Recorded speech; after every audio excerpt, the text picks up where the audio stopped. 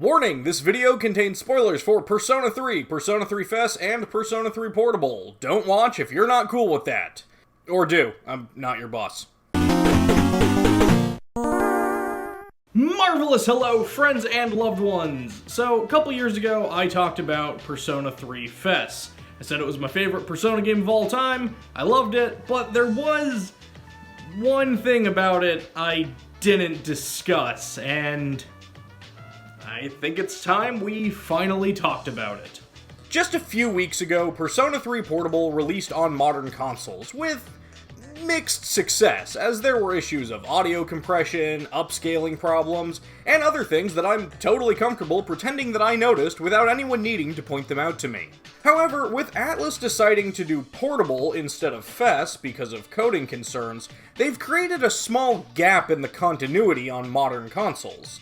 You can play through Persona 3 Portable and watch Makoto or Kodone fall asleep for the last time, then play through Persona 4, and then jump into Persona 4 Arena Ultimax where, wait a minute, why is Aigis the Fool Arcana?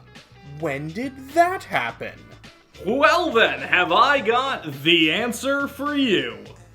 Shortly after the release of Persona 3, Japan released Persona 3 FES, which is short for Festival.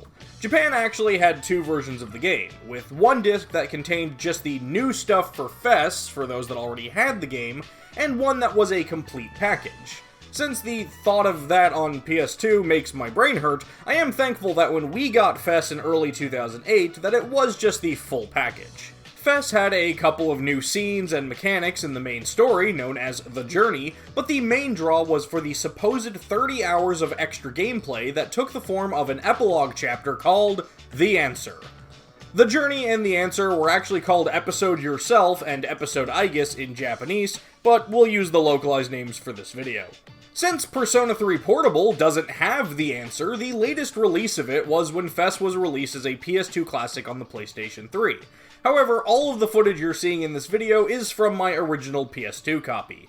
I know right now there are some buzzing little rumors of a full-blown Persona 3 remake that may include The Answer, but I honestly probably shouldn't have mentioned that at all, because I feel no matter what happens, all I'm doing is dating this video, so let's just move on. The Answer takes place after the end of The Journey. Everybody is preparing to move out of the dorm we've spent the past year at, and there is a sense of melancholy in the air.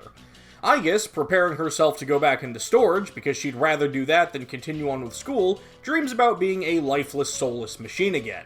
After what was probably the world's most awkward pizza party, midnight rolls around, and somehow it's still March 31st, but, oh well, time for bed. Aigis heads off to her room to catch some winks. You see, after Makoto fell asleep on the roof, the group brought him back to his bedroom and put him to bed, and it wasn't until the next day that he actually died. So all those jokes people were making about him dancing on the rooftop where he died in Persona 3 Dancing in Moonlight are completely inaccurate, and therefore not as hilarious as you think. God, I hate fun! Which is probably why I'm playing The Answer. Aigis is alerted to a disturbance in the lobby and heads down to investigate it, where a mysterious robotic hottie is about to kill Ken, and I think we should absolutely wait and see where she's going with this. Aigis fights her with her persona, Athena, but awakens to a new power and suddenly has access to Makoto's initial persona, Orpheus, which, if you look at their affinities, is honestly a pretty huge step down. Thankfully, she was able to subdue the intruder before passing out. While Aigis was unconscious, the gang decided to disassemble an air fryer and bolt it to her chest to pass the time, so I hope you don't hate this look on Aigis as much as I do, cause we're stuck with it for the rest of the game. But let's go ahead and meet our mysterious guest, shall we? This is Metis, and she claims to be Aigis' sister. We know Aigis was part of the anti-shadow weapon program, and there were several other models, so it makes sense that Metis is probably just one of those, right? Well, Metis is here to put a stop to the time loops, and informs us that the fastest and easiest way to do that would have just been to, kill everyone in the dorm, but fine, we'll go ahead and do it the hard way. See, it turns out, beneath the table in the common area of the dorm is a giant desert area full of dorms, not to be confused with the Desert of Doors from Persona 3 Portable. This is the Abyss of Time. It's a completely different Desert of Doors, and I wish I'd known about this area when playing Persona 3, because we totally would have had room down here for a bumper pool table. Mitsuru! Alright, so now everyone's ready to investigate the Abyss of Time. Aigis is in charge, and she has the same persona swapping mechanic as Makoto, and you can make a team of your favorite Persona 3 characters. So long as your favorites aren't Mitsuru, Junpei, or Koromaru, because they decided they've got important stuff to take care of first. Metis is our one new party member, and her persona, Psyche, is actually pretty great. I'm a fan of both of their designs, and Metis can go into Orgia mode like Aigis could in The Journey. She has no weaknesses, but no resistances either, some helpful physical attacks, and access to both Garu and Bufu spells, so it may be a good idea to bring her with you. And now we just explore the Abyss of Time, which makes up about 90% of the gameplay here. Functionally, the Abyss of Time is nearly identical to Tartarus. You've got several small floors that you can explore that are full of treasure chests and enemy shadows, and you try and find the stairs. The only major difference is now you're going down instead of up, and instead of it being one large tower, you have several different blocks that you access by going through different doors in the the Abyss of Time. Every 7 to 9 floors or so, you fight a powerful shadow boss that may seem similar to how Tartarus did it, but trust me, these things come with their own issues that I'll get to in a bit. In fact, this really does seem like a good time to bring up my biggest complaint with the answer. On paper, the answer just looks like a short epilogue that takes Persona 3, a game that was half day-to-day life sim and half dungeon crawler, but focuses on just the dungeon crawling parts. Here's the thing, I think if you're gonna make a Persona 3 game that's all dungeon crawler, the dungeon crawly bits should be better than the main game. Instead, they're substantially worse. The most glaring omission is that while Aigis does have access to the Velvet Room, apparently Igor and Elizabeth don't really feel like giving it their all with this new guest. There's no compendium, and Elizabeth doesn't offer any side quests, which is a massive shame, because I think having those requests would make the several hours you're going to spend grinding in the Abyss of Time feel a little bit more worthwhile and give you something to do besides grinding. Having no compendium is potentially interesting because it makes you all the more attached to a persona when you actually manage to make a good one. Heck, in my playthrough, one of the most useful personas I had was the glowing, smiling jelly bean. And hey, there may be no compendium, but you know what they did keep? Fusion accidents. Yeah, so I'd recommend saving between fusions, or else when you finally get that perfect persona with the ideal skill inheritance you wanted, trust me, the last thing you want to see is...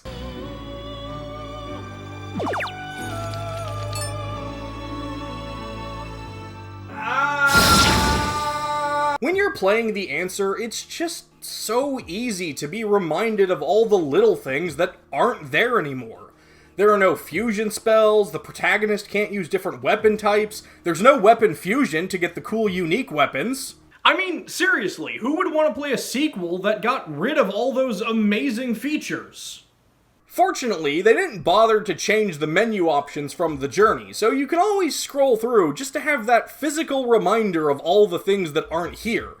Also, even though they serve no gameplay purpose in the answer, I am glad they did decide to give Aigis social stats, and apparently inform us that Aigis is pretty dumb.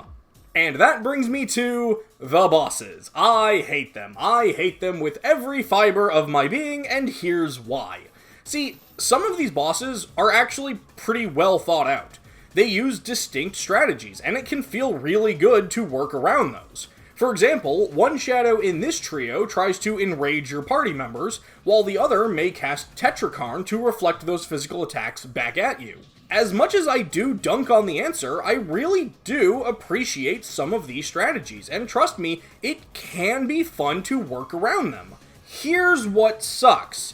Nearly every single boss that has a weakness has the evade passive skill of that element. So essentially, no matter how carefully you plan, no matter what buffs you use or party members you bring, at a certain point, nearly all of these battles just start to feel like RNG. And even if you beat the boss on your first try, it hardly ever feels like an accomplishment. It just makes you feel happy that it's over.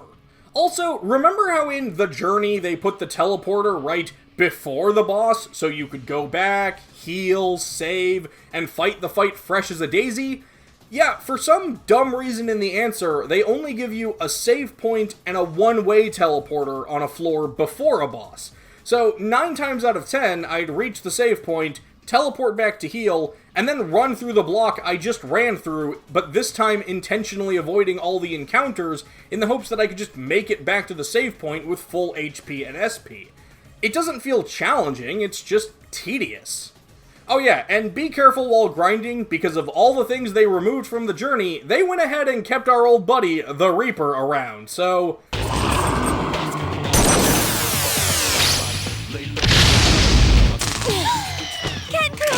have fun with that. Alright, but that's gameplay. Surely the answer has to have some story elements to it, right? This is supposed to be the big epilogue to Persona 3. So, what is the plot of the answer? Well, we already know we're exploring the abyss of time because something is causing March 31st to loop over and over again. At the end of each block in the Desert Odoro clock, our group finds a door. The first door brings them to the mall, which allows us to access convenient shops from the comfort of our living room. But after that, these doors start showing us visions into the pasts of these characters, and I'm just going to go through all of these really quickly.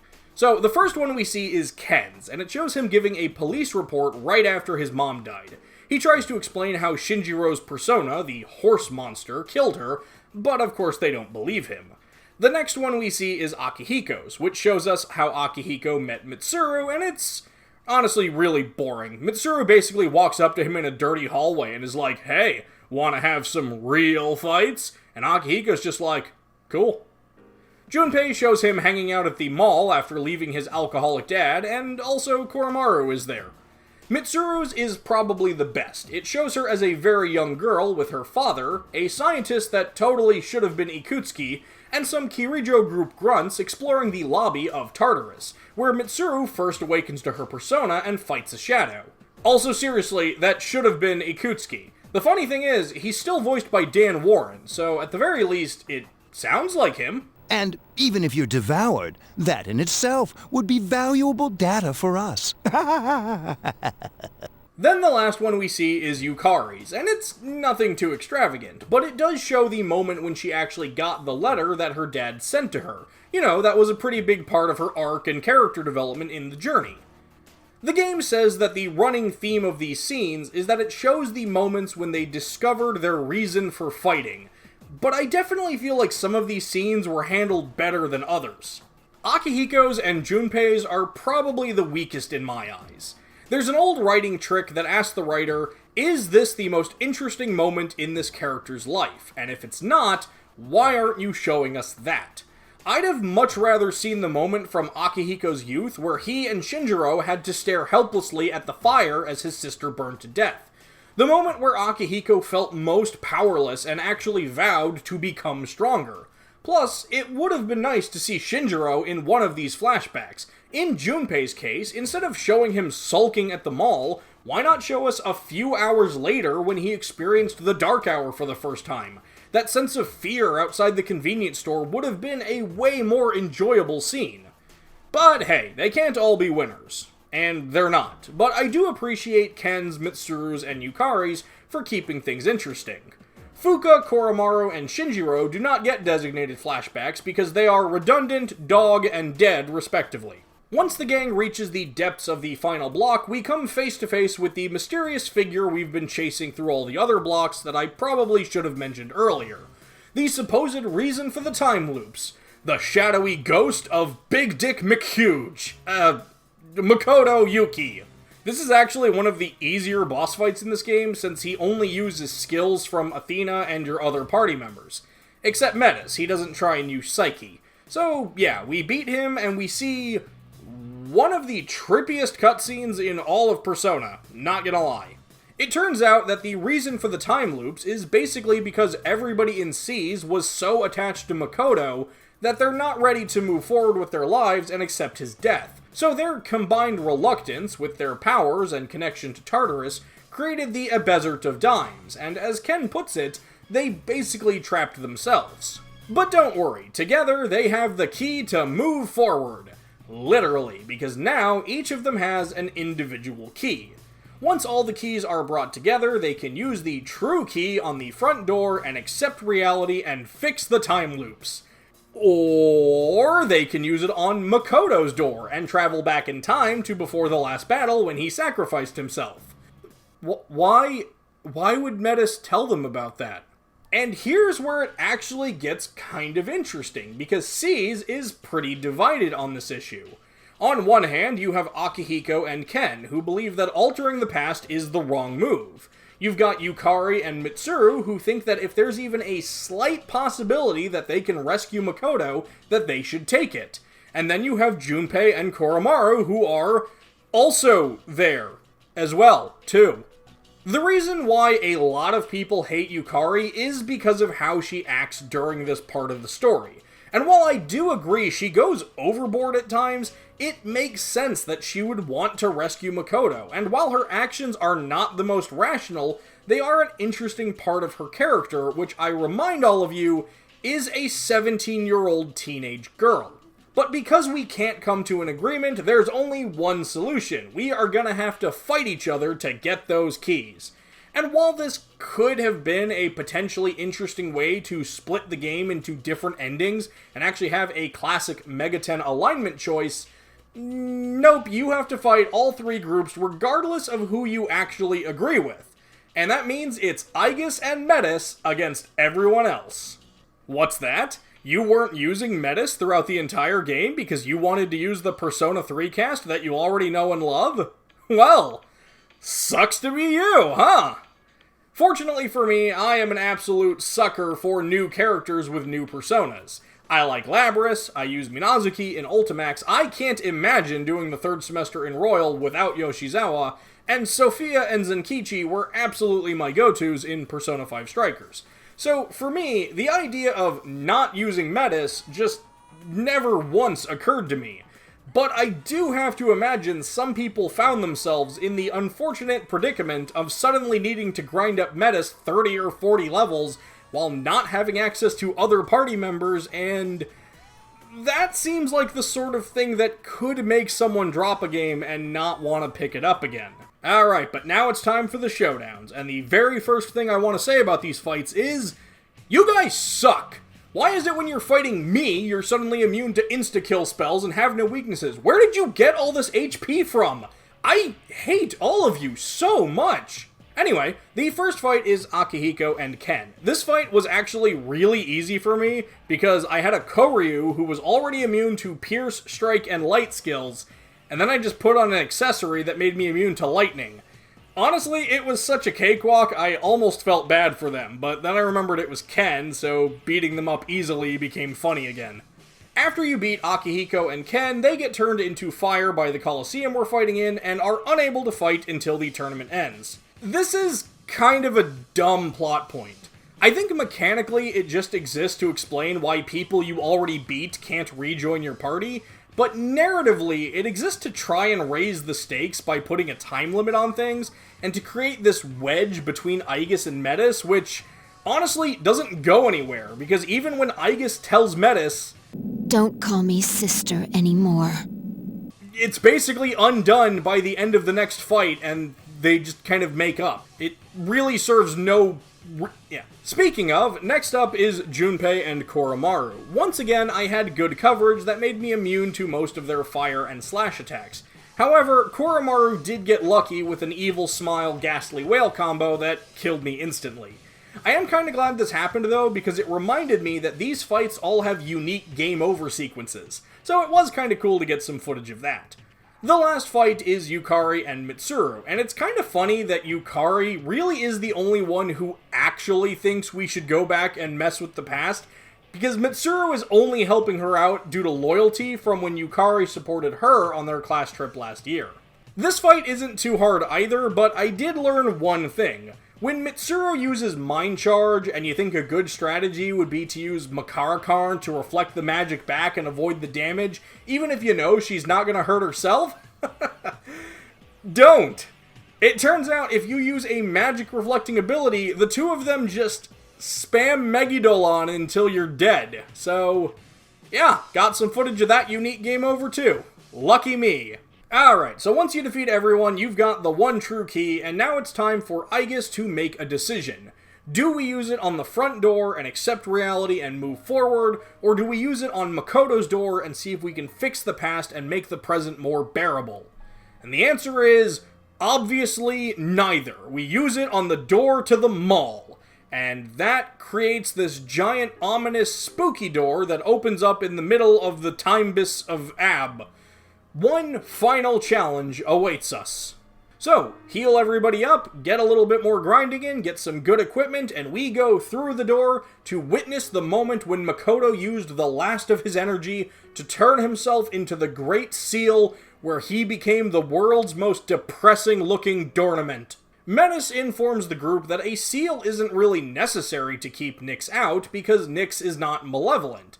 So, what do we need a seal for? Well, you see, it's not to keep Nyx in, but to keep Erebus out. This enormous cat-dog-looking doofus is the physical manifestation of mankind's desires that do cry out for Nyx and wish for destruction to come to the world. So together we beat it up, and God, this fight is boring. Remember how earlier I applauded some of the Abyss bosses for having good strategies? This guy doesn't. His strategy is to use normal spells and occasionally use this move called Dark Embrace that does... I have no idea, because if you hit it hard enough, the move fails and it goes back to using normal spells. Like, seriously, all I did was set Yukari to heal and cast a non-stop wave of Odin's Thunder Rain until I won. I hated the Nyx fight, but at least that felt like a proper final boss fight. This was just dull. Oh yeah, and canonically, this dude keeps coming back, so once a year, Elizabeth just teleports him to the moon and beats the crap out of him. It's honestly the most interesting thing I can say about him. But alright, we win, everybody accepts reality, we all stop by the Velvet Room to wrap up Metis' whole storyline. So basically, Metis is the physical form of the feelings that Aigis wanted to get rid of when she wished to be a heartless machine again. Now, you'd think that would make her Shadow Aigis, but she's really not, because if Metis were Shadow Aigis, that would basically go against everything we know about how shadows work, including things we learned about shadows in this story, and that would just be downright nutty. Aigis becomes whole again, and much like Makoto before her, has found the answer to life, which means, much like Makoto, Aigis isn't waking up. Until she does. I mean, come on, we solved the time loops, it's April 1st, epic prank, Aigis, making us all think you were dead. April Fools. Aigis decides she's not gonna lock herself away in a lab and decides to go to school. Her and Yukari become best friends and they're gonna be dorm roommates or whatever. Oh my god, they were roommates. And yeah, that's the end. Credits roll. There's no New Game Plus or anything in the answer, so you're welcome to just load from your last save to train or fight Erebus again or whatever you might want to do. I know I've been really negative throughout most of this video, but I want to clarify there are elements of the answer that I enjoy. I liked seeing the glimpses into the party members' pasts. I liked getting some closure on what became of Makoto and C's and everything after graduation day. I even liked some of these subtle little details, like how throughout most of the game, Metis stands far away from the other characters in the lobby, but once they accept her, she joins them around the table, and Junpei even comments on how hot she is. There is some good with the answer. I didn't make this video to just try and dunk on it the whole time, but I also believe it could have been so much better, and it's frustrating to know a lot of the ways it could have been better is by just having stuff that the journey already had. Unless you're like me and you just have an overwhelming need to experience as much as you can in this series with your own hands, I really can't recommend the answer. The game promises 30 hours, which isn't inaccurate, but the story only makes up about 8 of that, and the rest of it is just pretty repetitive grinding through the abyss of time to beat some frustrating, unsatisfying bosses. I'm gonna date this video again by saying if we ever do get that full-blown Persona 3 make, maybe they'll make some changes and make the answer a more interesting, worthwhile campaign. But until the day when that maybe happens, if you ask me, is it worth playing, then guess what? The answer is no. Hey everyone, thanks for watching my video. If you liked it, be sure to click like, but if you really liked it, don't forget to subscribe so you don't miss out on any future videos. Extra special thanks to all my friends and loved ones over on Patreon, which you can pledge to today to see your own name in these ending credits. Thanks again for watching, and until next time, take care.